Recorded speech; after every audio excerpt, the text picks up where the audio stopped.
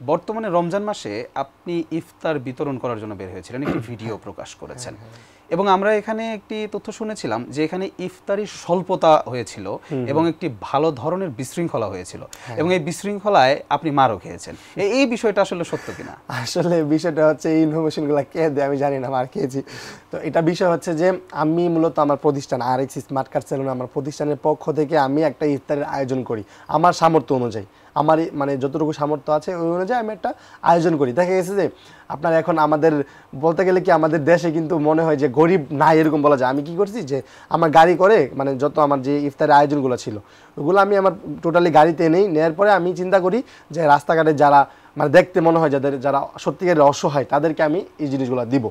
So আমি যখন জিনিসটা বিতরণ করতে যাই অনেক সময় অনেক রিক্সা ড্রাইভাররা খাবার নিতে চায় না, বলে যে বাবা আমার বাসায় খাবার আছে, মানে এরকমভাবে আমি পারতেছিলাম না। দেন আমি ভাবছিলাম যে মাজার, আমাদের যে মিরপুরে একটা মাজার আছে খুব জনপ্রিয় মাজার, তো ওই মাজারে খুবই মানে কিছু গরিব মানুষ আছে যারা মাজারের পাশে পাওয়া যায়, তো তাদের উদ্দেশ্যে আমি নিয়ে গেছিলাম।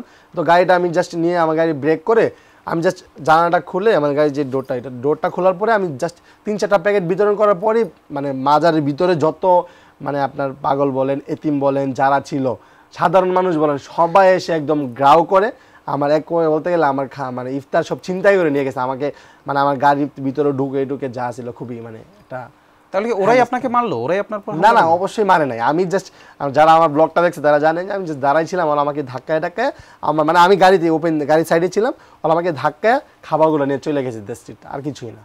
আচ্ছা, তার মানে এই খাবার বিতরণ বা ইফতার বিতরণের ঘটনা থেকে আমরা বুঝতে পারি যে আপনি গরিব মানুষকে সহযোগিতা করেন। হ্যাঁ অবশ্যই, আমি প্রতি বছরই করি। আমার গত বছরের আগের বছর প্রায় 500 প্যাকেট আমি ইফতারি বিতরণ করেছিলাম। এটা যদিও বলা ঠিক না, তাও আমি জাস্ট বলতেছি, যেহেতু ইনফ্লুয়েন্সার মানুষ অনেক কিছু জানতে চাই, এই সাথে আমি বলতেছি।